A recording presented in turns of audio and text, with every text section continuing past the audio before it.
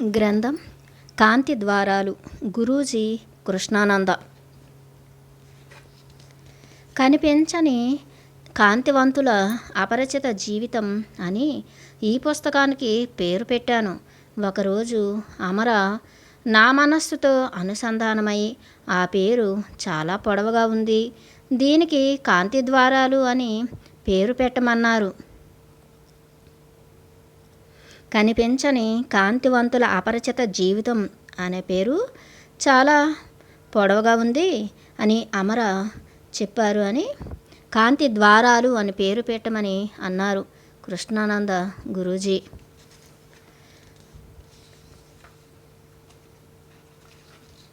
ఉపోద్ఘాతం.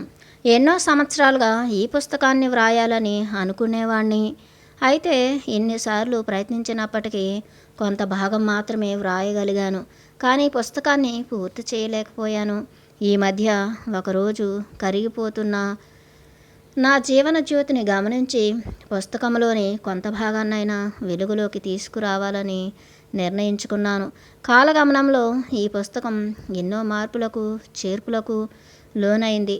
ఎన్నో నమ్మశక్యం కాని విషయాలతో క్లిష్టంగా తయారై ఏ విషయం వ్రాయాలో ఏది వ్రాయకూడదో అన్నది నాకు సమస్యగా తయారైంది. ఈ పుస్తకం మా గురువైన అమర గారి గురించి. అయితే అక్కడక్కడ నా జీవితంలోని కొన్ని ముఖ్య ఘట్టాలు, ఊర్ధ్వలోకాల్లో ఋషులుగా మనకు పరిచయం ఉన్న కాంతివంతుల గురించి కూడా వివరించబడింది. మనకు కనిపించని మరి పరిచయం లేని కాంతివంతుల గురించి తెలియచెప్పటమే ఈ ప్రయత్నం. 1-2-1998. మరో మాట, ఈ పుస్తకం ప్రచురించి 8 సంవత్సరాలు పూర్తయింది.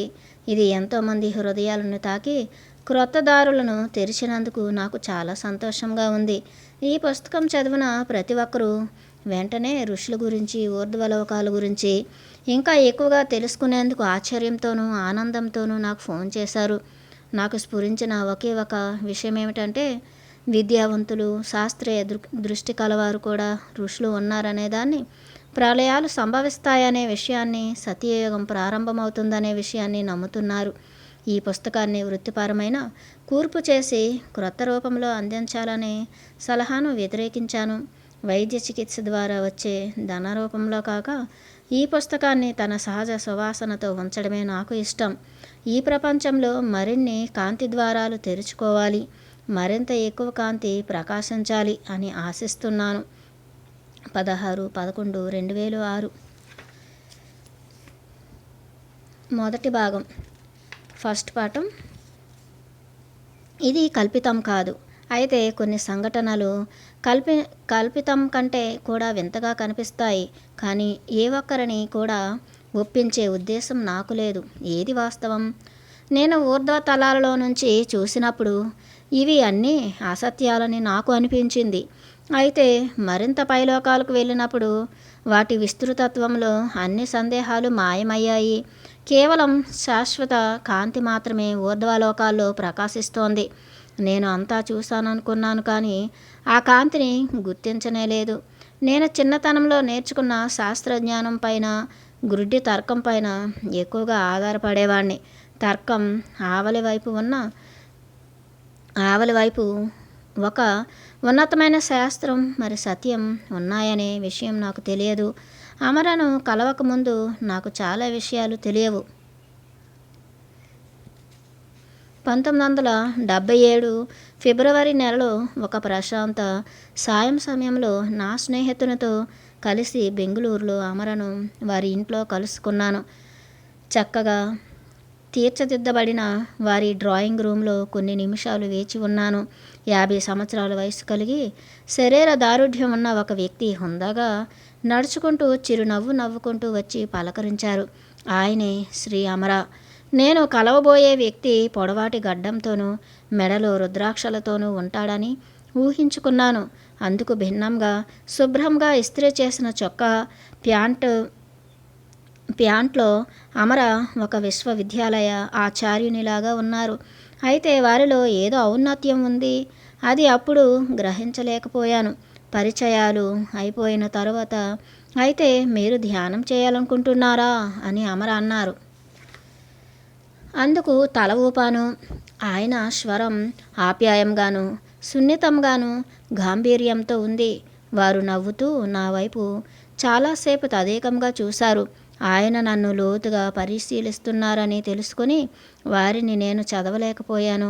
ఏవో అస్పష్టమైన జ్ఞాపకాలు, ఒక మధురానుభూతి నాలో నుంచి బహిర్గతం అవుతున్నాయని గుర్తించాను. మీరు నాకు సుపరిచితుల్లాగా కనిపిస్తున్నారని చెప్పాను. ఆయన మాట్లాడుతూ తిరిగి నవ్వారు. మనం ఇంతకుముందే కలుసుకున్నాం అన్నారు. లేదు, ఇదే మొదటిసారి మిమ్మల్ని కలవటం అని అన్నాను. మనం గత జన్మల్లో కలుసుకున్నాం అన్నారు. ఎలా ప్రతిస్పందించాలో నాకు అర్థం కాలేదు. వేరే ఎవరైనా అయి ఉంటే నేను వారిని చూసి నవ్వి ఉండేవాడిని. అయితే వీరు కపటం లేని వారిలాగాను సుగుణవంతులుగాను అనిపించారు నాకు. బహుశా ఎక్కువ వివరణ ఇవ్వవలసిన అవసరం లేదని కాబోలు వారు మౌనంగా ఉండిపోయారు. సత్యాన్ని మాట్లాడటానికి అది చాలు, ఇంకా వివరణ అవసరం లేదు. మరుసటి రోజు కలవమని మాకు వారు చెప్పారు. మేము వెళ్ళిపోతుండగా ఋషులు మీకు తెలియచేస్తారు, నేను వారిని కలిసి సమయం నిర్ణయిస్తాను అని అన్నారు. ఋషులతో భేటీనా? అమరకు ఊర్ధ్వలోకాల్లో ఉన్న సప్త ఋషులతోనూ, ఆ 10 ఆచార్యులతోనూ, ఆచార్యాధిపతులతోనూ సంబంధాలు ఉన్నాయని, ప్రతిదినం రాత్రులు సూక్ష్మ శరీరంతో ప్రయాణం చేసి వారిని కలుస్తూ వారు మానవ ప్రగతి సంక్షేమం కోసం చేపట్టే కార్యాల్లో పాల్గొంటారని నా స్నేహితుడు ముందే చెప్పాడు. ఋషులు రేపు వస్తారా? వారిని నేను చూడగలుగుతానా అనే ఊహాగానంలో పారవశ్యం చెందుతూ ఆ ప్రశాంతమైన ఇంట్లో నుంచి రణగొణ శబ్దాలమయమైన వీధుల్లోకి వచ్చాము. పుస్తకాలు చదివి ఎలాంటి దర్శకత్వం లేకుండా ధ్యానం చేసేందుకు చాలాసార్లు ప్రయత్నించాను. కొన్ని అస్తవ్యస్తమైన అడుగులు వేసిన తర్వాత పుస్తకాలు కేవలం శాస్త్రజ్ఞానాన్ని ఇస్తాయే కానీ స్వానుభవానికి కావలసిన మార్గదర్శకత్వాన్ని ఇవ్వలేవని తెలుసుకున్నాను. సాధనకు ఒక గురువు కావాలి. వారి కొరకు నేను వెతుకుతున్నాను.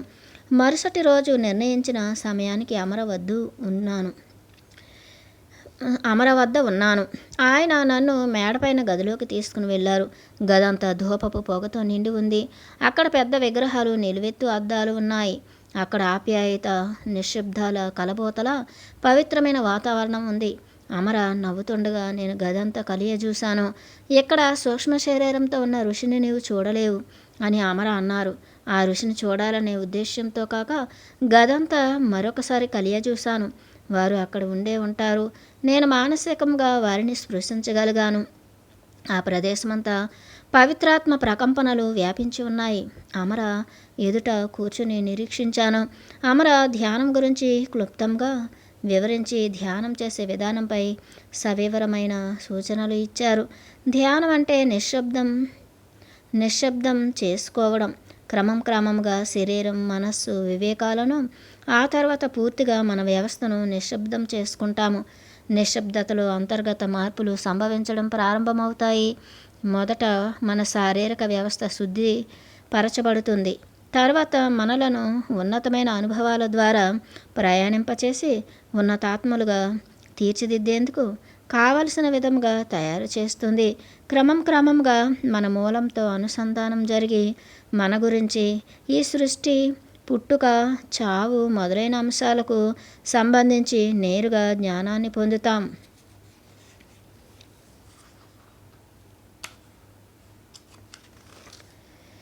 ధ్యానం అంటే ఏకాగ్రత అని అడిగాను. కాదు, ధ్యానం అంటే ఏకాగ్రతను దాటి వెళ్ళడం, మన చైతన్యంలోకి ప్రయాణం చేయడం. అయితే పుస్తకాల్లో ఏకాగ్రతతో ఉండటం అని చదివాను. అవును, ధ్యానం గురించి చాలా వక్రీకరణలు ఉన్నాయి. నా జ్ఞానం ఋషుల నుండి తెలుసుకున్నది. 1000 సంవత్సరాలకు ముందే వారు మానవాళికి ధ్యానం నేర్పించారు.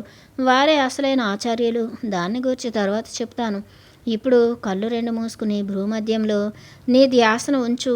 ఇక్కడ ఉన్న ఋషి నిన్ను ధ్యానంలోకి ప్రవేశపెట్టి ఆధ్యాత్మిక శక్తిని ఇస్తారు. నేను కళ్ళు మూసుకుని భూమధ్యంలో దృష్టి నిలిపాను. అప్పుడు శక్తి తరంగం నాలో ప్రవేశించగా నేను స్పృహను కోల్పోయాను. నేను కళ్ళు తెరిచి చూసేటప్పటికి 1 గంట కాలం గడిచిపోయింది. అమర నవ్వుతున్నారు. నేను ప్రశాంతమైన మనసుతో ఇంటికి వెళ్ళాను. ఆ విధంగా చైతన్యంలోకి నా ప్రయాణం మొదలైంది. నేను 10 సంవత్సరాల వయసులో ఉన్నప్పుడు నా సూక్ష్మ శరీరయానం జరిగింది అని నేను వారి ఎదుట కూర్చుని ఉండగా వారి సహజ నిశ్చల శైలిలో ప్రతి పదం నా మనసుకు హత్తుకునేటట్లుగా జాగ్రత్తగా చెప్పారు. నేను తెలియని జ్ఞానానిధిని తెలుసుకుంటున్నానని నాకు అర్థమైంది. ఆయన సూచించినట్లుగా ప్రతి శుక్రవారం సాయంత్రం అమరను క్రమం తప్పకుండా కలుసుకోవడం ప్రారంభించాను. ఆయనను కలుసుకునే ఆ పవిత్ర ఘడియల కోసం వారమంతా ఎదురు చూసేవాణ్ణి. వారు నన్ను పరిశీలించి నా ధ్యాన ప్రగతికి కావలసిన సూచనలు ఇచ్చేవారు. ఎన్నో ఏండ్లు తపస్సు చేస్తే కానీ పొందలేనటువంటి అరుదైన జ్ఞానాన్ని నాకు అందించేవారు. పుస్తకాల్లో లేనటువంటి విషయాలను వివరించి సంపూర్ణ ధ్యాన శాస్త్రాన్ని నాకు అందించారు. చాలా కాలం తరువాత ఒకరోజు నీవు పతంజలి యోగ సూత్రాలకు ఒక క్రొత్త అధ్యాయాన్ని చేర్చవచ్చు అని చెప్పారు. శుక్రవారం సాయంత్రాల్లో అమర ఋషులతో కలిసి వారు చేసే పనులను వారి అనుభవాలను కూడా వివరించేవారు.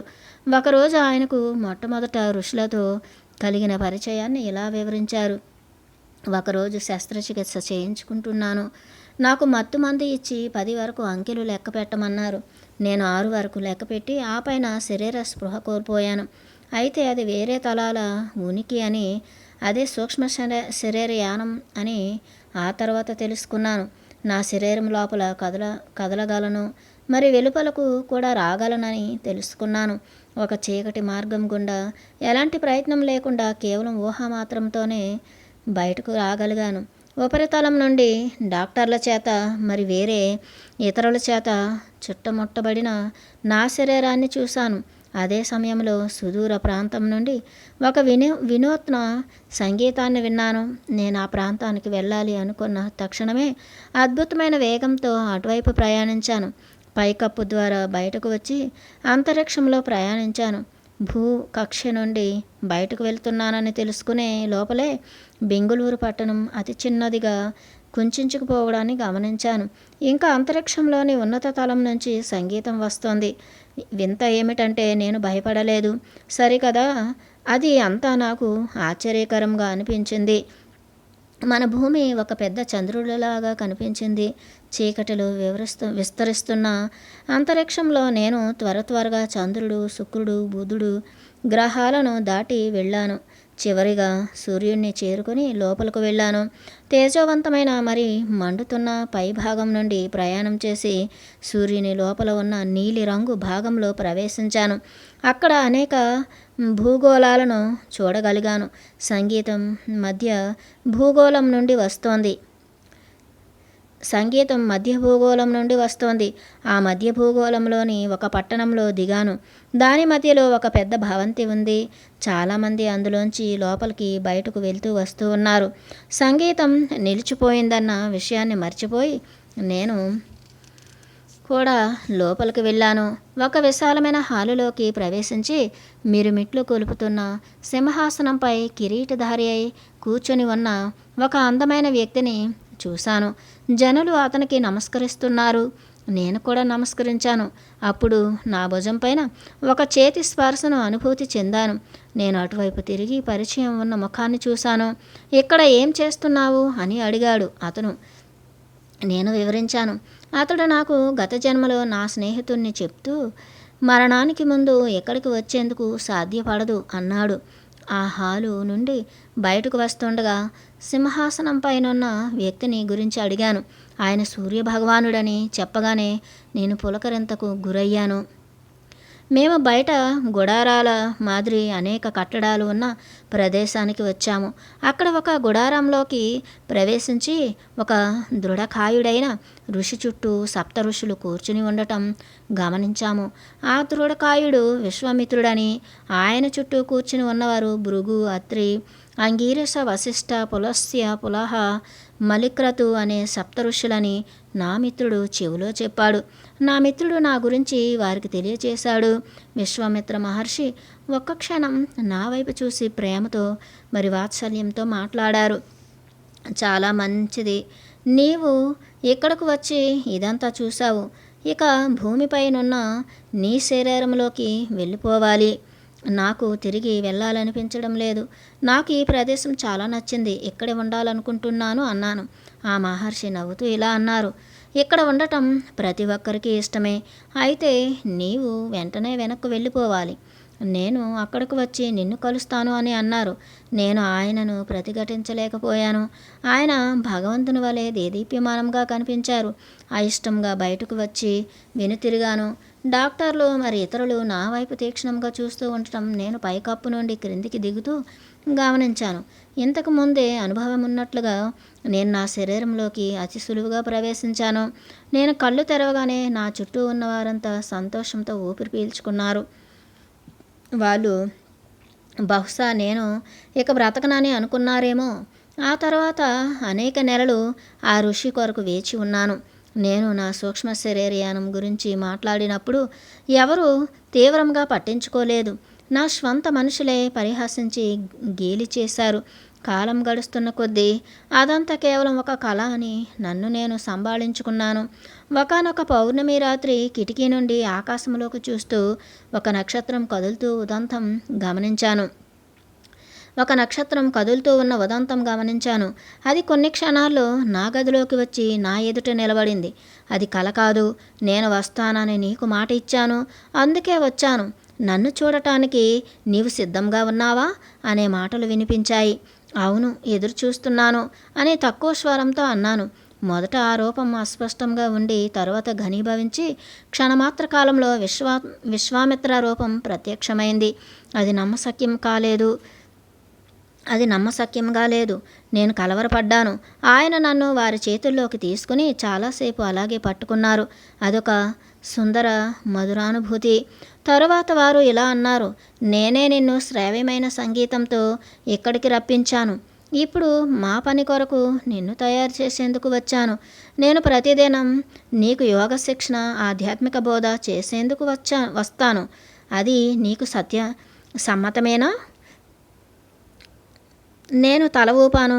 ఆ విధంగా గత 2.5 సంవత్సరాలుగా నాకు శిక్షణ ఇస్తూ నేర్పించడం జరిగింది.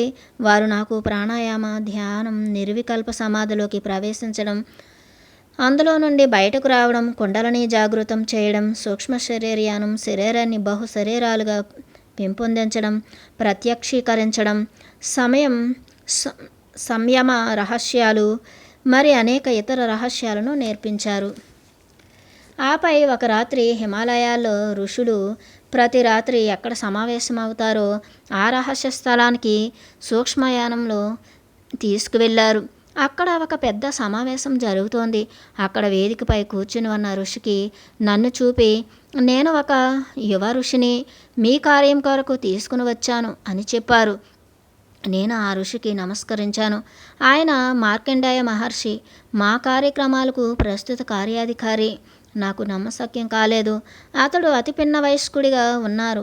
ఆయన సూక్ష్మ శరీరంలో కాక భౌతిక శరీరంతో ఉన్నారు. ఆయన వయస్సు ఎంత ఉంటుంది? బహుశా చాలా సంవత్సరాలు ఉండవచ్చు అనుకున్నాను. అతని పేరేమిటి అని మార్కండేయ మహర్షి అని అడిగారు. అతని పేరేమిటి అని మార్కండేయ మహర్షి అడిగారు. ఇప్పటి నుండి అతడు అమర అని పిలువబడతాడు అని విశ్వామిత్ర మహర్షి బదులిచ్చారు. ఆ విధంగా నాకు ఆ పేరు వచ్చింది. మరి సూక్ష్మలోకాల్లో అమర అని పిలువబడుతున్నాను. మీరు ఇప్పుడు కూడా పనిచేస్తున్నారా అని అమరను అడిగాను. అవును అని బదులిచ్చారు.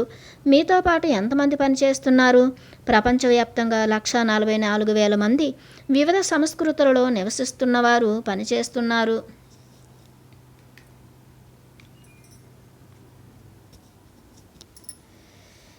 వారు ఎక్కడ నివసిస్తున్నారో మీకు తెలుసా? తెలుసు. అయినా మేము మానవ తలంలో కలుసుకోము.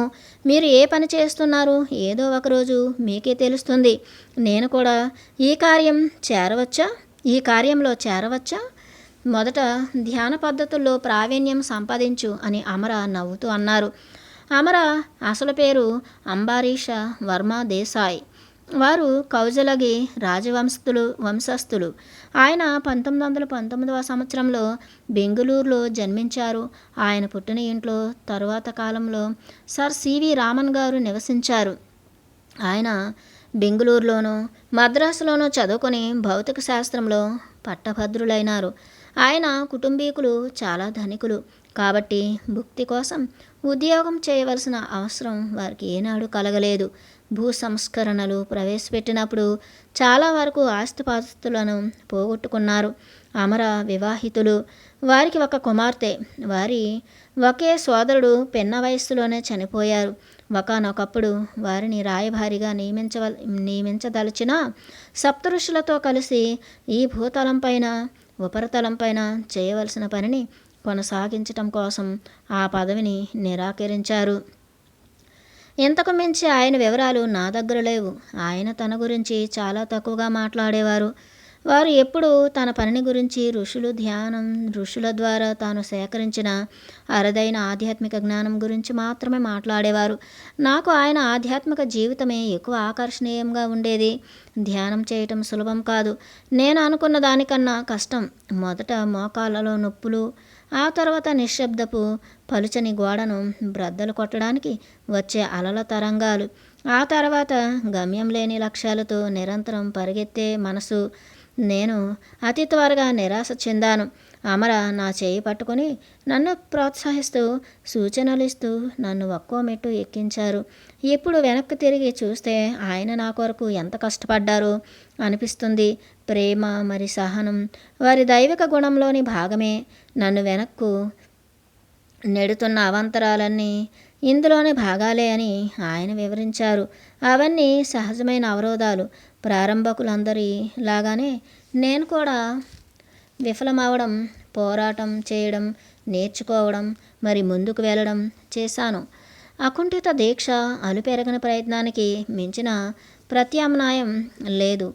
ప్రయత్నించి క్రమక్రమంగా కొంత పురోగతిని సాధించాను. ఒకరోజు అమర సూక్ష్మ శరీరయానం చేసే చిట్కాను తెలియచేసి ఈ రాత్రి హిమాలయాల్లో మేము ఉన్న స్థలానికి రమ్మని చెప్పారు. ఆ రోజంతా నాలోని ఉద్వేగాన్ని అణుచుకోలేకపోయాను. రాత్రి పడుకోబోయే ముందు అమర చెప్పినట్లు ఆ చిట్కాను సాధన చేసి శరీరంలో నుండి బయటకు వచ్చేసేందుకు ప్రయత్నించాను. అయితే అలాంటిది ఏమీ జరగలేదు. ఎంత ప్రయత్నించినా శరీరం నుంచి బయటకు రాకపోగా నాలోని ఉద్వేగం నిరాశకు నీడలాగా తయారైంది. చీకటి ముదిరింది. నేను నిద్రలోకి జారుకున్నాను. నిద్ర లేచిన వెంటనే రాత్రి జరిగిన పోరాటం అంతా గుర్తుకు తెచ్చుకునే ప్రయత్నం చేశాను. అంతా శూన్యం. నా విఫలయత్నంపై అమర చిరునవ్వు నవ్వారు. ఆయనలో ఎప్పుడూ అవగాహనతో కూడిన చిరునవ్వు ఉండేది. ఆయన ఎప్పుడూ మమ్మల్ని అర్థం చేసుకునేవారు. సూక్ష్మ శరీరయానం చేయడం అంత సులువు కాదు. సూక్ష్మ శరీరాన్ని భౌతిక శరీరం నుండి విడదీయడం మొదటి కష్టం. రోజంతా దీనికి సన్నద్ధం కావాలి. మనసును ఎటువంటి ఆందోళనకు గురి కానివ్వరాదు. సూక్ష్మయానానికి తీసుకువెళ్ళేది మనసే అని గుర్తుంచుకోవాలి. మనస్సే ఒక వాహనం లాంటిది. ఎక్కువ ఆహారం కూడా తినరాదు. ఎందుకంటే అలా ఎక్కువగా తినడం సూక్ష్మ శరీరాన్ని భౌతిక శరీరం నుండి విడదీయడానికి అవరోధం అవుతుంది. ఉదయం నుండి చేరవలసిన గమ్యం గురించి ఆలోచిస్తుండాలి. అలా చేయడం గమ్యం చేరడానికి కావలసిన భావనా శక్తిని ఇస్తుంది. అయితే మరుసటి రోజు మీ సూక్ష్మ శరీరాన్ని జ్ఞప్తికి తెచ్చుకోవడమే అసలైన కష్టం. ఋషుల సహాయంతో మీరు భౌతిక శరీరం నుండి ఖచ్చితంగా బయటకు వచ్చి సూక్ష్మలోకయానం చేస్తారు. నా మాటలు నమ్మండి. మీకు ఏ విషయం జ్ఞప్తికి రానప్పటికీ మీరు సూక్ష్మ శరీరయానం చేసినట్లేనని గుర్తుంచుకోండి. సులభంగా ఎలా జ్ఞప్తికి తెచ్చుకోవాలో నేర్పిస్తాను అని వారు వివరించారు. ఆయన నేర్పినదంతా కష్టపడి ఆచరించాను. అయినప్పటికీ కొన్నిసార్లు నేను సూక్ష్మ శరీరయానం చేసినట్లు చూచాయగా అనిపించినా ఆ వివరాలు జ్ఞప్తికి తెచ్చుకోవడం చాలా కష్టమైంది. మరికొన్నిసార్లు అచేతనత్వంలోకి చొరబడిన కొన్ని దృశ్యాలు కనిపించి నాకు ఆశ్చర్యాన్ని కలిగించేవి. కొంతకాలానికి మనం కోరుకున్న స్థలానికి సూక్ష్మ శరీరయానం ఎలా చేయాలో, మరి వాటిని ఎలా జ్ఞప్తికి తెచ్చుకోవాలో నేర్చుకున్నాను. ఋషులు ఆదేశించినట్లుగా ఆ శక్తులన్నీ కేవలం ఆధ్యాత్మిక కార్యక్రమానికి మాత్రమే ఉపయోగించుకోవాలి అని అమర జాగ్రత్తలు చెప్పారు. ఒకరోజు వారు నన్ను పూజ గదిలోకి పిలిచి ఆ రాత్రి ఒక ప్రత్యేక స్థలానికి రమ్మని మనం ఆహ్వానించబడ్డాం. తయారుగా ఉండు అని చెప్పారు. ఈ రాత్రి ఒక ప్రత్యేక స్థలానికి రమ్మని మనం ఆహ్వానించబడ్డాం. తయారుగా ఉండు అని చెప్పారు. అది సముద్ర గర్భంలోని ఒక స్థలం. అక్కడికి ఎలా వెళ్తాం? సూక్ష్మ శరీరం అత్యంత సున్నితమైంది. అది పంచభూతాలతో ప్రభావితం కాబడదు. అది నీరు, నిప్పు, గాలి మరి ఘన పదార్థాలు గుండా ప్రయాణించగలదు. వారి సూచనల ప్రకారం ఉత్కంఠపూరితమైన ఈ ప్రయాణానికి నన్ను నేను సిద్ధం చేసుకున్నాను. చాలాసేపు ఆందోళనతో నిద్ర పట్టలేదు. నేను నిద్రలో మాత్రమే సూక్ష్మ శరీరం చేయగలను. అయితే నా గురువుగారి ఇలాంటి వారు మెలకువలో ఉండి కూడా చేయగలరు. పడకలో 1 గంట అసహనంగా గడిపిన తరువాత ఒక వింత జరిగింది. నా సూక్ష్మ శరీరం ఉన్నట్లుండి భౌతిక శరీరం నుండి విడివడి బయట అంధకారంలోకి ప్రవేశించింది. నాకు ఏమీ కనిపించలేదు, కానీ సూక్ష్మ శరీరం అపరిమితమైన వేగంతో ప్రయాణిస్తోంది. ఆ విధంగా కొన్ని క్షణాలు ప్రయాణించిన తరువాత ఆగిపోయాను. నేను చూడలేకపోయినప్పటికీ తరంగాల గందరగోళంతో ఉన్న ఒక నల్లని సముద్రంపై తిరుగుతున్నానని మాత్రం తెలుసు. సముద్ర తరంగాల శబ్దాన్ని వినగలుగుతున్నాను. మరి గాలిని స్పృశించగలిగాను. కొంచెం భయం కూడా కలిగింది. చీకటి చేత కప్పబడినప్పటికీ నేను ఒంటరిగా లేనని అమర మరి నేను గుర్తు పట్టలేని కొందరు నా పక్కనే ఉన్నారని తెలుసు. అమర నాలాగా ఆయన దగ్గరకు వచ్చే కొంతమంది సాధకులను జమ చేశారు. 1 నిమిషం మేమంతా అలా తిరిగి తర్వాత మెరుపు వేగంతో సముద్రం క్రిందికి దిగాము. సముద్ర గర్భంలో జరిగిన నమ్మశక్యం కానటువంటి నా ప్రయాణం గురించిన వివరాలు గుర్తుపెట్టుకోవాలని ప్రయత్నించాను. కానీ ఒక చిన్న దృశ్యం కూడా జ్ఞాపకం రాలేదు. క్రింద అంతా చిమ్మ చీకటి. అయితే మా చుట్టూ సముద్రం లేదు, నీరు కూడా లేదు. మేము గాలి బుడగలో ఉన్నట్లుగా ఉంది. పైకి చూస్తే అంతా చీకటి. ఆ చీకటి పైన సముద్రం ఉన్నట్లు నేను ఎలాగో తెలుసుకున్నాను. ఆ సముద్రాన్ని ఏదో పట్టి పెట్టింది. ఆ విషయం నాకు అర్థం కాలేదు. తర్వాత సముద్రాన్ని ఒక శక్తి క్షేత్రం పట్టిపెట్టినట్లు అమరా చెప్పారు. ఒక ప్రత్యేక శక్తి నిర్మించిన గోళంలో ఉన్నాము. పగటిపూట సముద్రపు దట్టమైన పొరల నుండి చొరబడి వచ్చిన సన్నని వెలుగును చూడగలిగాము. ఇది లంక. సుదూరంలో కొన్ని వేల దీపపు కాంతులతో వెలుగుతున్న సుందరమైన సువిశాలమైన భవంతుల వైపు ప్రయాణిస్తుండగా అమర ఇలా వివరించారు. ఇది రావణ బ్రహ్మలంక. ఎంతో నాగరికత కలిగిన అందమైన పట్టణం ఇది. శ్రీరామచంద్రుడు ఈ పట్టణాన్ని నాశనం చేయదలుచుకోలేదు. అందుకే తన దివ్య మూలాన్ని, అద్భుత శక్తులను ఆహ్వానించి ఈ పట్టణాన్ని సముద్ర గర్భంలో దాచి దాని యొక్క జీవాన్ని రక్షించమని కొన్ని వేల సంవత్సరాలకు పూర్వం చెప్పారు. ఇప్పటికీ ఇక్కడ రావణ బ్రహ్మ వారసులే పాలిస్తున్నారు. విభీషణుడు ఇక్కడ నివసిస్తున్నారు. ఎప్పుడైనా అవసరమనుకున్నప్పుడు జలాంతర్గామి లాంటి ఓడలు వారు పైకి వస్తారు. మీరు వారిని కలిసారా? కలిశాను. మీరు గతంలో ఇక్కడికి వచ్చారా? చాలాసార్లు వచ్చాను. ఎన్నో ఉద్వేగపూరితమైన ప్రశ్నలు నన్ను కమ్ముకున్నాయి. కానీ అప్పటికే మేము ఒక స్థలం చేరుకున్నాము. అక్కడ రాచటీవీ ఉట్టుపడుతున్న ఒక పొడవైన మనిషి ఎంతో ఆప్యాయంగా మరి వినమ్రంగా భక్తిపూర్వకంగా అమరకు నమస్కరించారు. మేము ఒక పెద్ద హాల్లోకి చేరుకోగానే సింహాసనాల్లాంటి కుర్చీలలో కూర్చోబెట్టారు. అక్కడ అప్పటికే ఆసీనులై ఉన్న మార్కండేయ మహర్షిని గుర్తుపట్టాను. మా ధ్యానులైన మరికొందరిని గుర్తించాను. మేము కూర్చుని ఉండగా మీరు మిట్లు గొలిపే కాంతితో ఒక యువతి హాల్లోకి ప్రవేశించింది. ఆమెను ఒక ప్రత్యేకమైన స్థానంలో కూర్చోబెట్టారు. ఆమె పద్మావతి. ప్రస్తుతం శంబాలాలో ఉన్న కల్కి భగవానుణ్ణి పెళ్లి చేసుకుంటుంది అని అమర మెల్లగా చెప్పారు. ఆమెను చూడాలని అటువైపు తిరిగాను. ఆమె నుండి వచ్చే కాంతి నన్ను చుట్టుముట్టింది. ఒక క్షణంలో ఆ ప్రదేశమంతా కాంతిమయమైంది. నాకింకేమీ కనబడలేదు, వినబడలేదు. బహుశా ఆ కాంతి నా చైతన్యాన్ని కమ్మివేయడం వలన నాకేమీ తెలియలేదు. నాకు మెలకువ వచ్చేటప్పటికి తెల్లవారింది. రాత్రి జరిగిన విషయాలు జ్ఞప్తికి తెచ్చుకునేందుకు ఎంత ప్రయత్నించినా ఏమీ గుర్తుకు రాలేదు. సాయంత్రం అమరను కలుసుకునేందుకు ఎదురు చూశాను. ఆ నిరీక్షణ కొన్ని దినాలుగా అనిపించింది. ఆ సాయంకాలం అమర చుట్టూ చాలామంది చేరారు. ప్రతి ఒక్కరూ కనీసం కొంత విషయాన్ని గుర్తుకు తెచ్చుకొని దాన్ని వివరించారు. ఆ భాగాలన్నీ ఒక క్రమంలో అమిరాయి. మేము చూడలేని అంశాలను అమర వివరించారు. కల్కి భగవాన్ 1924లో జన్మించారు. గోబీ ఎడారిలో కాంతి స్వరూపులు నివసించే పట్టణమైన శంబాలాలో తన భౌతిక శరీరంతో నివసిస్తున్నారు. ఈ పట్టణంలో ఉండేవారు నిత్య యవ్వనులు. మహాప్రళయం ద్వారా జరగబోయే ఒక గొప్ప మార్పు కోసం ఋషులు కల్కి భగవానునికి తర్ఫీదు ఇస్తున్నారు. మనలను ఈ చీకటి యుగం నుండి బంగారు యుగంలోకి నడిపించగలిగే ఒకానొక వ్యక్తి ఈయనే. ఈయన కొరకు ప్రపంచమంతా ఎదురు చూస్తోంది. నిన్న ఆయన పుట్టినరోజు. ప్రతి సంవత్సరం అది లంకలో జరపబడుతుంది. ఆయన సూక్ష్మ శరీరంతో ఇక్కడికి వస్తారు. ఋషులు మరి ఇతర కాంతి స్వరూపులు వేరే లోకాల నుండి ఇక్కడికి సూక్ష్మ రూపాల్లో వస్తారు. ఇక్కడికి వచ్చేందుకు మీకు అనుమతి లభించడం మీ అదృష్టం. మేము ఇదంతా గుర్తుపెట్టుకోలేకపోయాము. ఋషులు ఉద్దేశపూర్వకంగా చెరిపివేశారా, లేక మేము కొంత మాత్రమే గుర్తుపెట్టుకోగలిగామా? రెండూ నిజమే.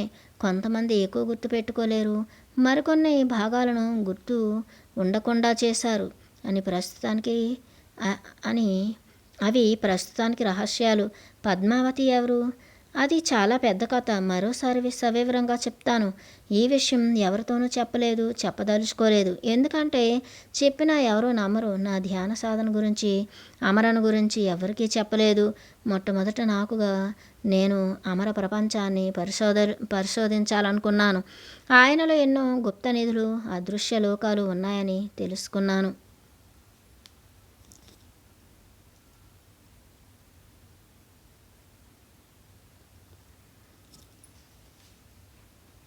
2 ఇక్కడ నేను కొంచెం ఆపి కొన్ని విషయాలు వివరించాలి. ఇది పూర్తిగా నమ్మశక్యంగా అనిపించినప్పటికీ నేను స్పృహలోనే ఉన్నానని, ఇది నేను సరిచూసుకోనటువంటి ఊహాగానం కాదని మీకు తెలియాలి. అప్పుడే నేను నిరాటంకంగా వివరించగలను. మా పేదరికం నన్ను ఒంటరితనమనే గూడులోనికి నెట్టింది. అయితే అది నా అంతర్జీవితాన్ని పెంపొందించుకునేందుకు ఉపయోగపడింది. నేను షా, మాయ్, Lawrence, Huxley, Russell, Eliot, Camus, Kafka, Sartre మొదలైన వారి సాహిత్యాన్ని చాలా చదివాను. కథలు, పద్యాలు వ్రాయడమే కాకుండా ఒక స్నేహితుడిని కొరకు కథ కూడా రాశాను. కన్నడ సాహిత్యాన్ని లోతుగా అధ్యయనం చేయడమే కాక కన్నడ సాహిత్యంలో నవ్య ప్రక్రియను అనుసరించాను. కన్నడ సాహిత్యంలో అనేక నవలలు, కథలు రాశాను. అయితే వాటిని ముద్రించేందుకు ప్రారంభంలో ఎవరూ నాకు దొరకలేదు. ప్రకాశకులు లభించేటప్పటికీ నాకు ముద్రించాలన్న ఆసక్తి తగ్గిపోయింది. అంతకన్నా మంచి విషయాలు తీసుకురావాలని అనుకున్నాను. చిన్నతనం నుండి వర్ణ చిత్రాలు వేసేవాడిని. ఎటువంటి శిక్షణ లేకుండా నాకు ఇష్టమైన రీతిలో చిత్రాలు వేస్తూ అభివృద్ధి చేసేవాడిని. నా చిన్నతనంలోనే మా నాన్నగారు చనిపోవడంతో కుటుంబ పోషణ కొరకు చిత్రలేఖనాన్ని వదిలేశాను. నా వివాహ అనంతరం నా భార్య కూడా ఉద్యోగిని కావడం వలన నా ఆర్థిక ఇబ్బందులు కొంతవరకు మెరుగైనాయి. నేను టెలిగ్రాఫ్ విభాగంలో ఉద్యోగం చేసేవాడిని. నాలోని సృజనాత్మకత నా లోపలనే బందీ అయిపోయింది. పంచుకునేందుకు నాకు ఎవరూ లేరు. కొంతమంది స్నేహితులు సమకాలీన విషయాలు చర్చించుకుంటూ కాలం గడిపేవారు. నేను చెప్పేది ఎవరు వినేవారు కాదు. నాలో సృజనాత్మకత, కళల ప్రపంచం ఉందన్న విషయం ఎవరూ గుర్తించలేదు. మొదట్లో ఏనాటికైనా నా కళలను వాస్తవ రూపం కల్పిస్తాను అనుకునేవాడిని. అయితే వయసు పెరిగే కొద్దీ ఈ ఆశల ఇంద్రధనస్సు లేకుండానే జీవించడమే ఆనందమయమని చివరికి గుర్తించాను. ఇతరుల కోసం నా సృజనాత్మకతకు వాస్తవ రూపం ఇవ్వడం కంటే నాలోనే సజీవంగా ఉంచుకోవడం ముఖ్యమని గుర్తించాను. పుస్తకాలు, సినిమాలు, సంగీతమే నా ప్రపంచం అయ్యింది. అసమానమైన శాంతి, అహింస, ఆధ్యాత్మికత, సాధించుకున్న స్వాతంత్ర్యాన్ని స్వలాభాపేక్షతో, సిగ్గు విడిచి స్వార్థంతో దోచుకోవడాన్ని అసహాయుడినై చూస్తుండిపోయాను. శాంతి భద్రతల పట్ల, న్యాయ వ్యవస్థ పట్ల నమ్మకం పోయింది. భగవంతునిపై నమ్మకం లేదు. ఆ తరుణంలో అనుకోకుండా సాయిబాబాను కలుసుకోవడానికి వెళ్ళాను. ఒకరోజు సాయిబాబా దర్శనం కోసం నా భార్య వెంట వైట్ ఫీల్డ్కు వెళ్ళాను. ఆమె సాయిబాబా భక్తురాలు. ఆయన శూన్యం నుండి వస్తువులు సృష్టించటం గురించి చాలా గొప్పగా మాట్లాడుతుండేది. ఈ అద్భుతాన్ని చూడాలని అమరతో ఆయన గూర్చి ఏమీ తెలియకుండానే అక్కడికి వెళ్ళాను ఆతురతతో. ఈ అద్భుతాన్ని చూడాలనే ఆతురతతో ఆయన్ని గూర్చి ఏమీ తెలియకుండానే అక్కడికి వెళ్ళాను. ఒక చెట్టు క్రింద భజనలు చేస్తూ కూర్చుని ఉన్న భక్త సమూహాన్ని కలుసుకునేందుకు సత్యసాయిబాబా తన ఇంట్లోంచి బయటకు వచ్చేటప్పటికి సాయంత్రం అయింది. వారు ఆ జనం మధ్యలో నడుస్తుండగా జనంలోని భక్తి పారవశ్యం తారాస్థాయికి చేరుకుంది. అప్పుడు ఆయన తన చేతిని గాలిలో కొన్నిసార్లు వలయాకారంలో త్రిప్పి పిడికిలను బిగించి ఒక పెద్ద ఆయనకు విభూతిని ఇచ్చారు. అప్పుడు గుంపు పారవశ్యంతో అరిచింది. ఆయన అది ఎలా చేశారో నాకు అర్థం కాలేదు. సరికదా ఆశ్చర్యం వేసింది. 1 గంట తరువాత సాయిబాబా వారి ఇంట్లోకి వెళ్ళిపోయారు. జనం వెళ్ళిపోవడం ప్రారంభించారు. అప్పుడు నాతో ఎవరో భౌతికంగా కాక మానసికంగా మాట్లాడటం గమనించాను. అది స్పష్టంగాను గట్టిగాను వినిపిస్తోంది. ఇది గొప్పేమీ కాదు. ఎంతకంటే గొప్ప అద్భుతాలు, తెలియని సత్యాలు చాలా ఉన్నాయి. మాట్లాడింది సాయిబాబానా? బహుశా ఆయనే కావచ్చు. ఆయన అని నాకు అనిపించింది. ఆయనను గురించి ఎక్కువ వినాలని, తెలుసుకోవాలని అనిపించింది. సాయిబాబా గురించిన పుస్తకాలు అన్నీ చదివాను, భజనలు చేశాను. పుట్టపర్తికి వెళ్ళి రోజుల తరబడి ఎదురు చూశాను. ఆయన దర్శనం కోసం ప్రార్థించాను. కానీ సాయిబాబా నాతో మాట్లాడలేదు. మా ఇంటి దగ్గరలో ఒక ముసలాయన ఉండేవారు. ఆయన ఇంట్లో వారానికి 3 రోజులు భజన సమాజం భజన చేసేవారు. ఆయన తన గదిలో సాయిబాబాది పెద్ద చిత్రపటం పెట్టుకున్నారు. ఆ చిత్రపటం నుండి విభూతి రాలుతుండేది. అప్పుడప్పుడు తేనె కారుతుండేది. కుప్పన్న అనే ఆ పెద్ద ఆయన చాలా నిజాయితీపరుడు. అక్కడ తంత్రాలు ఏమీ లేవు. వీటన్నింటినీ నేను గమనించాను. అయితే ఇంతకంటే ఏదో గొప్పది, అనిర్వచనీయమైన దాని కొరకు నిరీక్షించాను. ఆ భజన సమావేశాలు చాలా ఆహ్లాదకరంగా ఉండేవి. అక్కడ అనేక మంది భక్తులు కలిసేవారు. అక్కడ చేరినప్పుడు వారి భావాలు చాలా ఉన్నతంగా ఉండేవి. కానీ వారిని బయట కలిసినప్పుడు అదే సామాన్య ప్రవర్తన, అదే కోపం, ఈర్ష్య, అన్నీ సాధారణ సామాన్య ఉద్వేగాలు చూసి నాకు నిరాశ వేసేది. వారి అకుంఠిత భక్తి మరి భజనలు వారిలో శాశ్వతమైన మార్పులు తీసుకురాలేదు.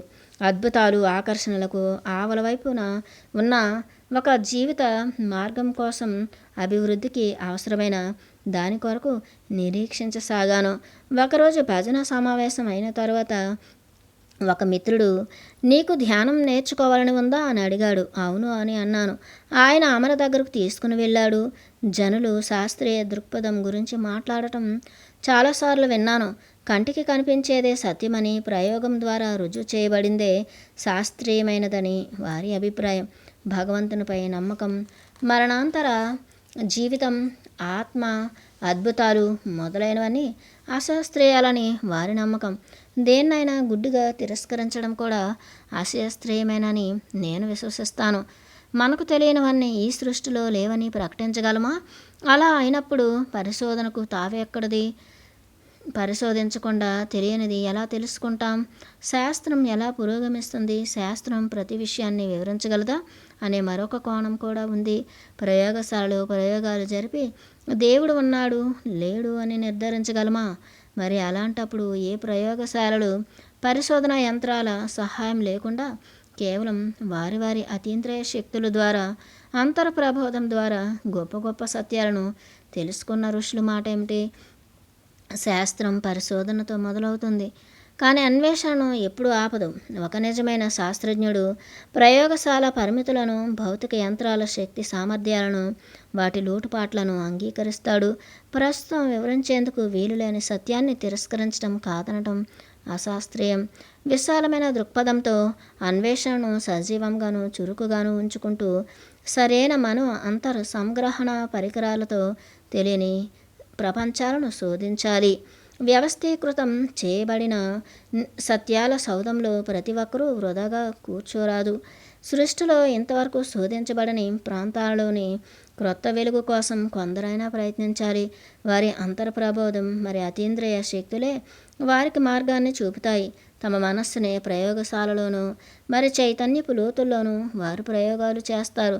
వారు క్రొత్త సత్యాలను తెలుసుకుని మానవ జీవితాలను సుసంపన్నం చేస్తారు. వారు ఆచార్య పట్టా కోసము, విద్యాలయాల గుర్తింపు కోసము కొత్త పరిశోధనా గ్రంథాలు వ్రాయరు.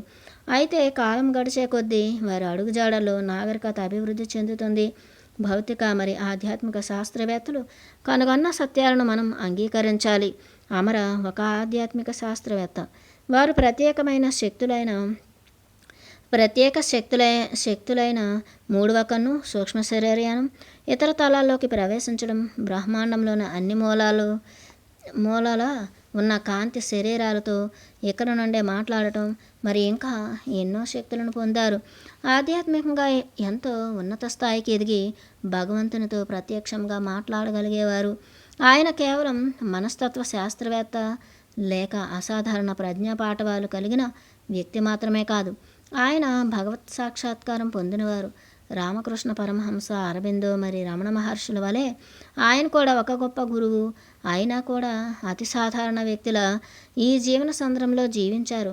ఆయన నవ్వేవారు, నవ్వించేవారు, కారు నడిపేవారు, క్రికెట్ ఆటను ఆనందించేవారు, మంచి సాహిత్యాన్ని, చిత్రాలను అభినందించేవారు, సినిమాలు చూసేవారు, శాస్త్రీయ సంగీతాన్ని విని ఆనందించేవారు. ఆయన మొదట మానవత్వం, ఆ తర్వాత దైవత్వం అని చెప్పేవారు. ఆయన చాలా అర్థవంతమైన పరిణితి చెందిన జీవితాన్ని జీవించారు. ఆయన నిస్సందేహంగా ఒక పరిపూర్ణమైన వ్యక్తి మరి గొప్ప గురువు. ఆయన తరచూ ఇలా గుర్తు చేసేవారు, ఈ ప్రత్యేక శక్తులన్నీ మనం గడుపుతున్న జీవితానికి అనవసరమైనవని అనుకోరాదు. అవి మనలో సహజ సిద్ధంగా ఉన్న శక్తులు. వాటిని మనం మర్చిపోయాము.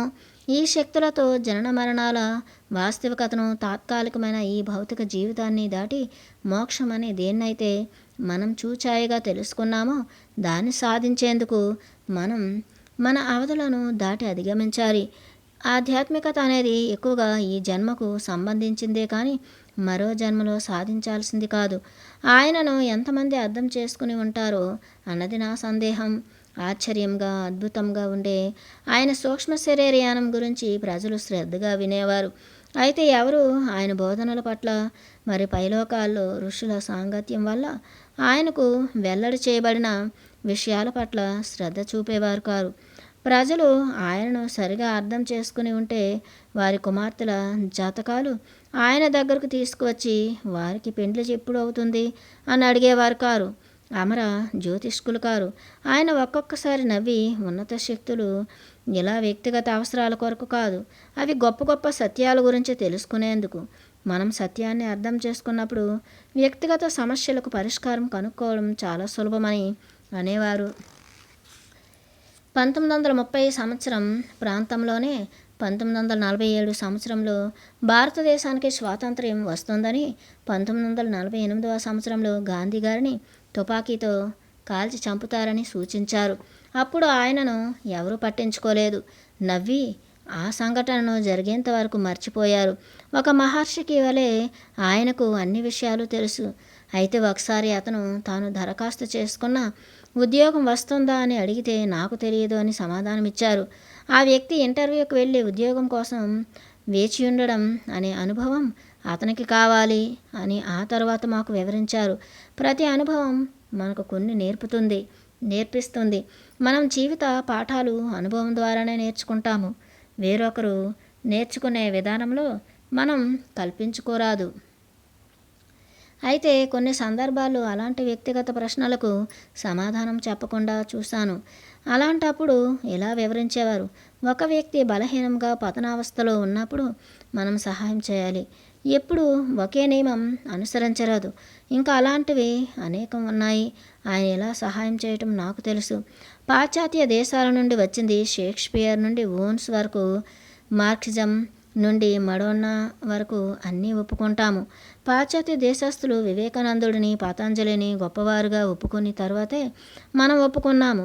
మనమేమైనా వారి నీడలమా అని నాకు అప్పుడప్పుడు ఆశ్చర్యం వేస్తుంటుంది. నేను సూక్ష్మ శరీరయానం గురించి, వేరే లోకాల గురించి మాట్లాడుతుంటే మన మేధావులు నేనేదో కట్టుకథ చెప్తున్నట్లు నా వైపు అనుమానంగా చూస్తారు. అయితే పాశ్చాత్య దేశాల్లో అనేక మంది సూక్ష్మ శరీరయానాన్ని ఈ సూక్ష్మ శరీరయాన శక్తిని, క్రొత్త యుగం, రక్షకుడు, మరి అనేక ఇతర విషయాల గురించి మాట్లాడుతుండడం నాకు తెలుసు. దీని పట్ల నాకు ఎంతో ఆనందం. ఎందుకంటే ఏదో ఒకరోజు ఇక్కడ కూడా నన్ను విశ్వసిస్తారు. కొంతమంది క్రొత్త యుగ కాంతి కార్యకర్తలతో సన్నిహితంగా ఉన్నారు. అలాంటి వారిలో ఆస్ట్రేలియాలోని సొలంట్రా కింగ్ ఒకరు.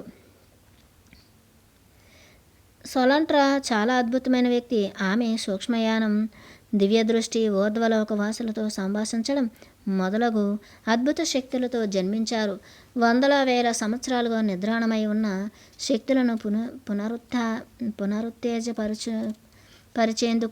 గ్రహణాల సమయంలోనూ మరి నక్షత్రాల కలయికల్లో విశ్వం నుండి తీసుకున్న ప్రత్యేక శక్తులను భూమిలో నిక్షిప్తం చేసేందుకు ఆమె ప్రపంచమంతా పలుసార్లు తిరిగి వచ్చారు.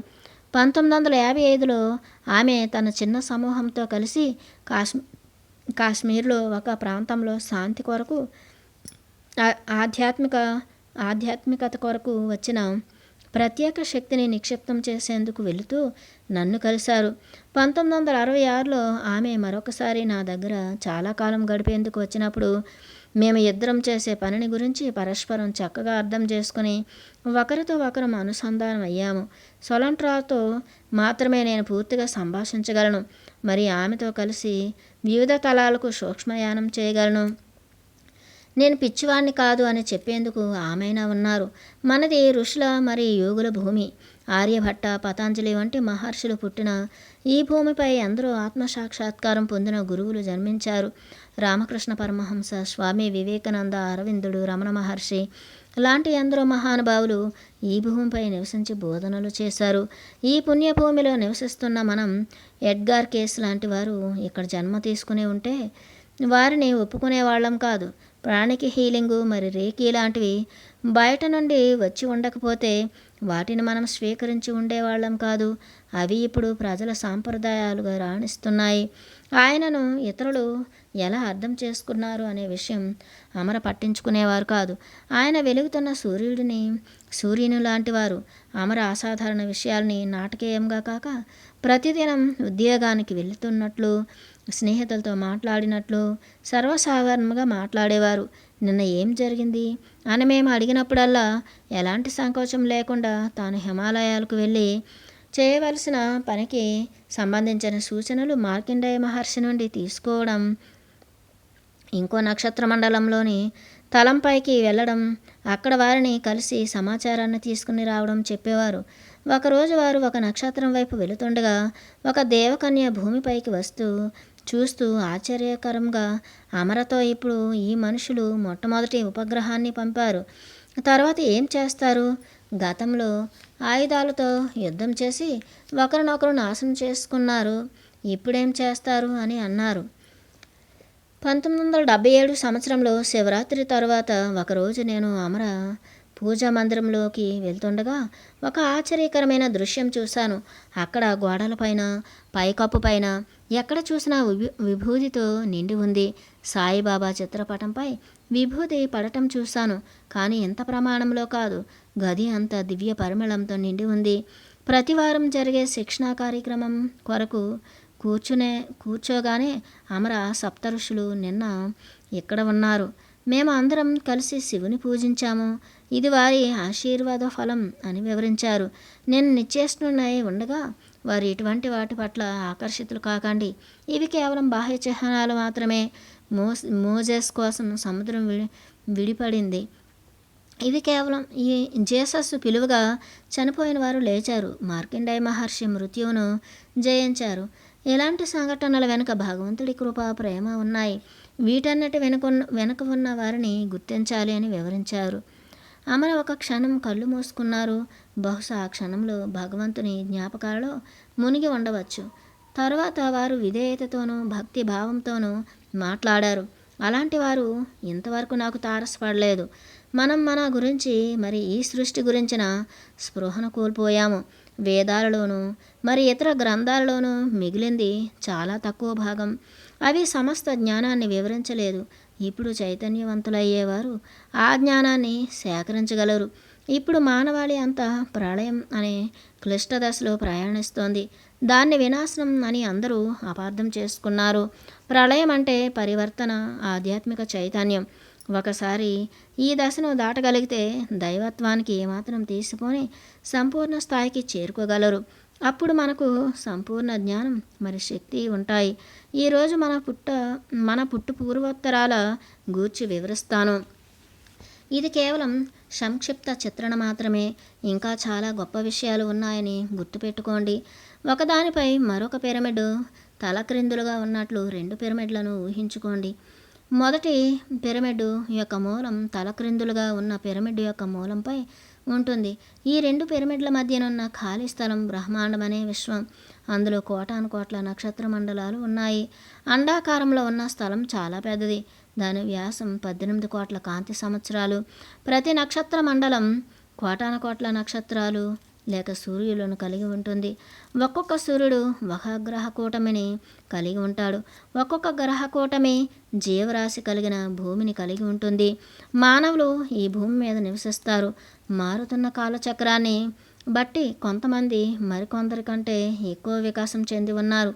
ఎక్కువ వికాసం చెందిన మానవులు పరస్పర సంబంధాలు కలిగి ఉంటారు. వారు వేరే భూగ్రహాలకు ప్రయాణిస్తారు. మనం వికాసం చెందుతున్నాం. ఇతర లోకవాసులతో సంబంధాలు ఇంకా ఏర్పరచుకోవాల్సి ఉంది. అయితే ఇతర లోకవాసులు మనతో సంబంధాలు కలిగి ఉండటానికి మనం ఎంతవరకు ఎదిగామో అని పరిశీలించడం కోసం తరచుగా ఈ భూమి మీదకు వస్తుంటారు. ఉన్నత సత్యాలను, చట్టాలను, క్రమాన్ని అర్థం చేసుకోవడానికి కేవలం శాస్త్ర మరియు సాంకేతిక అభివృద్ధి సరిపోదు. మన ఆధ్యాత్మికంగా ఎదగాలి. ఊర్ధ్వలోక వాసులకు మన పరిమితులు మరి కష్టాలు కూడా తెలుసు. ఒక్కసారి ఈ ప్రళయకాలం నుండి బయటపడితే మనతో సంబంధాలు ఏర్పరచుకోవడానికి వారు చొరవ చూపిస్తారు. ఖగోళంలో ఉన్న కోటాను కోట్ల భూగోళాలను అక్కడ ఉన్న ప్రజల ఆధ్యాత్మిక ప్రగతిని అనుసరించి 14 లోకాలుగా లేక తలాలుగా విభజించారు. స్వచ్ఛమైన ఆధ్యాత్మిక అనాధ్యాత్మికత ఈ రెండింటి మిశ్రమం అనుసరించి ఈ లోకాలను లేక కోటాన్ల కోట్ల భూగోళ సమూహాన్ని విభజించారు. మన భూమి భూలోకం అనే తరగతిలోకి వస్తుంది. ఇక్కడ ఆధ్యాత్మిక మరి అనాధ్యాత్మికత జీవనం ఉండేందుకు సమానమైన పరిస్థితులు ఉంటాయి. బ్రహ్మాండం పైన 4 దివ్య తలాలు ఉన్నాయి. సృజనాత్మకత శక్తులు కలిగిన తలంపై మనస్సు సృష్టించబడుతుంది. మరొక వినాశకర శక్తులున్న తలం. ఆ రెండింటికి మధ్య పై 2 శక్తులను సమం చేసి జీవరాశులను క్షేమంగా కొనసాగించే మరొక లోకం ఉంటుంది. 3 దివ్య పురుషులు ఈ శక్తులను పాలిస్తూ ఉంటారు. వారే బ్రహ్మ, విష్ణు, మహేశ్వరులు. ఈ 3 లోకాలకు పైన స్త్రీ శక్తులు కలిగిన ఒక తలం ఉంది. దీనికి అధిపతి దేవి. ఆ పైన శుద్ధ చైతన్యం లేక రూపరహితమైన శక్తి పరబ్రహ్మ, అల్లా, పవిత్ర పితామహుడు లేక భగవంతుడు అని పిలువబడే వారి లోకం ఉంది. ఇవి అన్నీ కూడా పరమాత్మని వ్యాపకమే.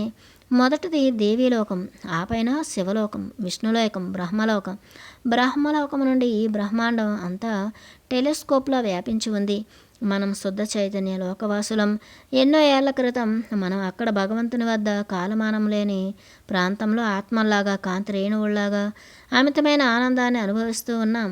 ఒకరోజు పరమాత్మ, నేను అనేక లోకాలు, నక్షత్ర మండలాలు, నక్షత్రాలు, ఖగోళాలు, భూగోళాలు సృష్టించాను.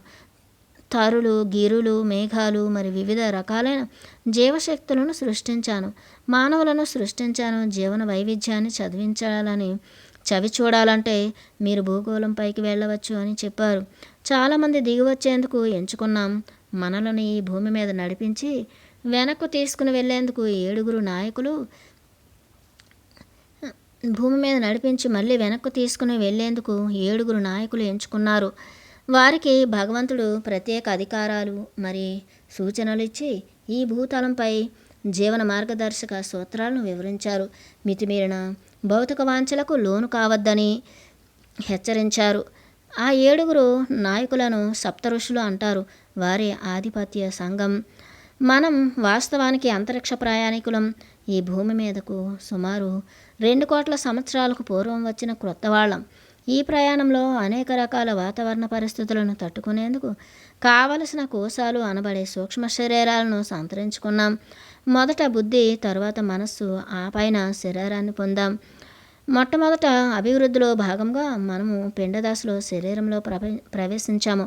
మనం ఈ తలంపై జీవించేందుకు, జీవితానుభవాలను పొందేందుకు కావలసిన ఆలోచన విధానం, భావోద్రేక శక్తులు బుద్ధి, మనస్సులకు కలవు.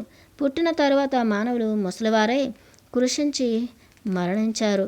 అప్పుడు సప్త ఋషులు మళ్ళీ జన్మ తీసుకోవడం ఇష్టం లేక వారి సూక్ష్మ శరీరాల్లో ఉండిపోయారు.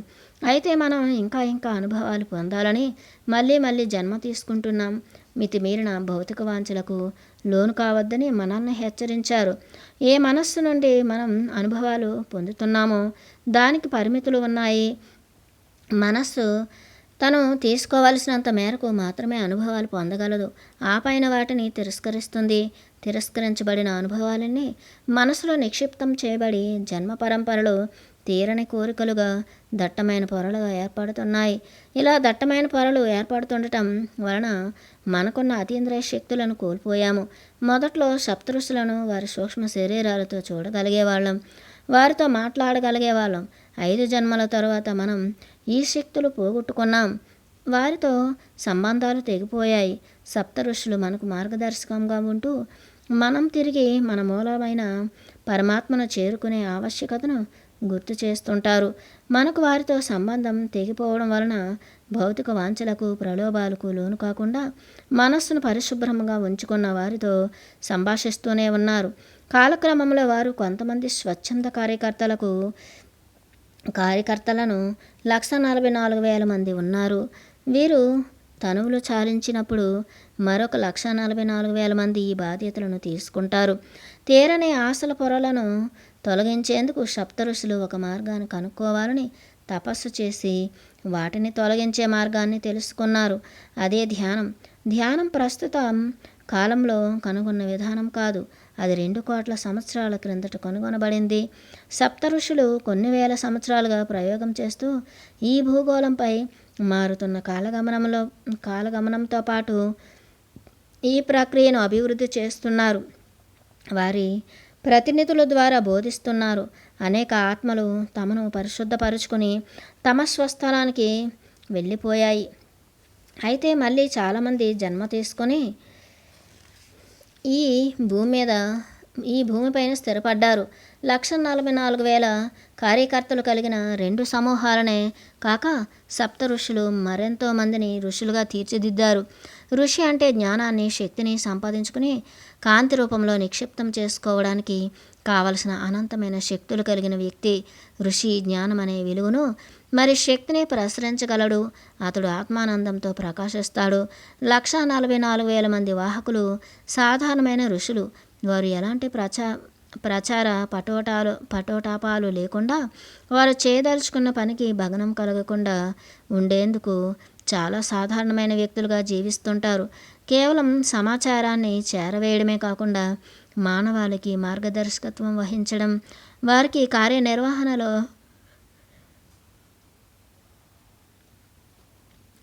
శాస్త్ర సాంకేతిక అభివృద్ధిలో, ఆధ్యాత్మిక ప్రగతిలో సహాయ సహకారాలు అందించేంత క్లిష్టతరంగా వారి బాధ్యత పెరిగింది. వారు నక్షత్ర మండలాల్లో కొత్త జ్ఞానాన్ని పొంది, కొత్త శక్తులను కూడగట్టుకొని, కొత్త విషయాలను నేర్చుకుని ఈ తలంపైకి తీసుకొని వచ్చేందుకు ఇతర నక్షత్ర మండలంలోని భూతలాలపైకి వెళ్ళి వస్తూ ఉంటారు. ఊర్ధ్వ తలాల్లో వారు చేయవలసిన పని చాలా ఎక్కువగా ఉంటుంది. అనూహ్యమైన శక్తులు కలిగిన ఒక ప్రత్యేక ఋషి ఈ పనిని అంతటినీ పర్యవేక్షిస్తుంటారు. 144,000 మంది ఋషులు అర్ధరాత్రులు వారి సూక్ష్మ శరీరాలతో హిమాలయాలకు వెళ్ళి వారి పనిని ఆ ప్రత్యేక ఋషికి తెలియజేస్తుంటారు. ఆ యోగీశ్వరుని నుండి సూచనలు తీసుకొని వారు చేయవలసిన పనిని ముగించి ఆయనకు వివరించి సూర్యోదయానికి వారి వారి భౌతిక శరీరాలను చేరుకుంటారు.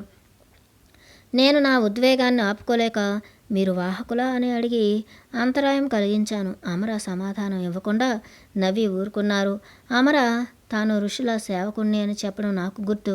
అయితే ఇప్పుడు వారు వాహకులు, సేవకుడు, ఋషియే కాదు, అంతకంటే వారు చాలా ఎక్కువ. ఆయనను వర్ణించేందుకు నా దగ్గర మాటలు లేవు. మీరు చాలా ప్రత్యేక వ్యక్తి అని ఒకసారి అన్నాను. అందుకు ఆయన ఇక్కడ ఉన్నవారు అందరూ ప్రత్యేకమైన వారే, లేకుంటే మనం సప్తఋషులతో కలిసి పనిచేయలేం అని బదులు ఇచ్చారు. అమర వినమ్రతకు మారుపేరు. నేను ఎంతోమంది మత ఆధ్యాత్మిక గురువులను, సన్యాసులను, నాయకులను ఇంకా ఎందరినో కలిశాను. కానీ అమరను కలవాలంటే ఆయన కానీ వారెవరూ అమరకు సాటిరారు. ఒకసారి ఒక అత్యంత ప్రాచుర్యం కలిగిన స్వామీజీ అమరను కలవాలంటే ఆయన స్వామీజీ వద్దకు వెళ్ళారు. స్వామీజీ ధ్యానం గురించి, ఋషుల గురించి అడిగిన అనేక ప్రశ్నలకు అమర సమాధానమిచ్చారు. ఆధునిక దుస్తుల్లో ఉన్న మరి స్వామీజీ కానటువంటి సాధారణ వ్యక్తికి ఇంత తెలుసుననే సత్యాన్ని ఆయన ఒప్పుకోలేదు. ఋషులు ఉన్నారన్న విషయాన్ని అంగీకరించకపోవటమే కాక అమరను గేలి చేస్తూ, నిన్ను ఈ గదిలో బంధిస్తే నీ సూక్ష్మ శరీరంతో బయటకు వచ్చి భౌతిక రూపం ధరించగలవా అని అన్నారు. అమర ప్రశాంతంగా అవును రాగలను, బంధించండి అని బదులు ఇచ్చారు. స్వామీజీ అవన్నీ చేయకపోగా అమరను ఉడికించడం మానుకున్నారు. బహుశా వారు ఒక అసాధారణ వ్యక్తితో తలపడుతున్నానని తెలుసుకుని ఉండవచ్చు.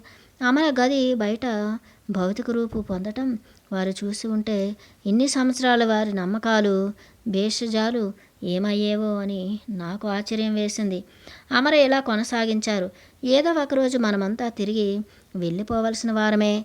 మనం ఈ శరీరం కాదు అని గుర్తించాలి. మనం ఈ శరీరాలం కాదు అని గుర్తించాలి. ఇక్కడకు వచ్చిన ప్రయాణికులం మాత్రమే. ఏదో ఒకరోజు మన స్వస్థలాలకు వెళ్ళవలసిన వారమే.